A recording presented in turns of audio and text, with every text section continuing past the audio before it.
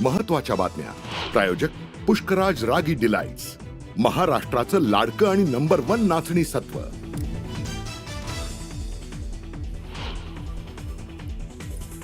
वापरा आणि फेका हेच भाजपचं राजकारण. मराठी जनतेनं बोध घ्यावा आणि प्रत्येक पाऊल जपून टाकावं. विषातून अमृत निघालं तर महाराष्ट्राला हवंच आहे.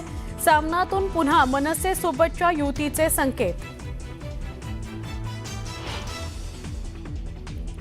पुण्यातील साखर संकुलात एआय संबंधित बैठकीनिमित्त शरद पवार आणि अजित पवार एकत्र. गेल्या काही दिवसातील तिसऱ्या भेटीमुळे काका पुतण्यांमधील जवळीक वाढली असल्याच्या चर्चांना उधाण.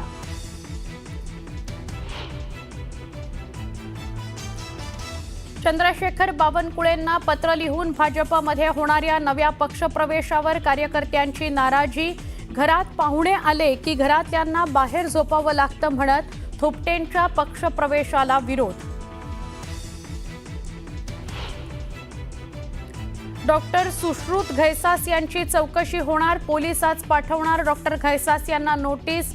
तनिषा भिसे मृत्यू प्रकरणी घैसासांवर गुन्हा दाखल. महिला पोलीस अधिकारी अश्विनी बिंद्रे हत्याकांड प्रकरणात आज आरोपींना सुनावली जाणार शिक्षा. फाशी की जन्मठेप, आज अंतिम निर्णय.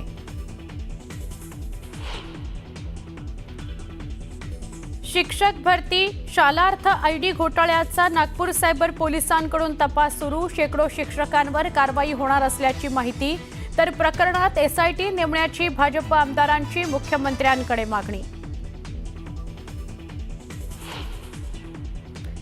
जुन्या पुणे मुंबई महामार्गावर बोरघाटात विचित्र अपघात. ट्रकची 5 वाहनांना धडक. अपघातात बापलेकीचा मृत्यू, 12 जण गंभीर जखमी.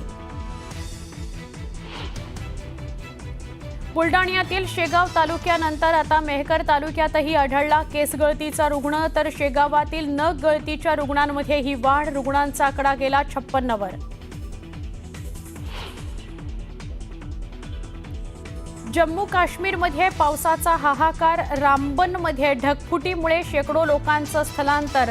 तर राष्ट्रीय महामार्ग बंद झाल्यानं जनजीवन विस्कळीत. कर्नाटकचे माजी पोलीस महासंचालक ओमप्रकाश यांची हत्या. राहत्या घरात आढळला मृतदेह. पत्नीनं हत्या केल्याचा संशय.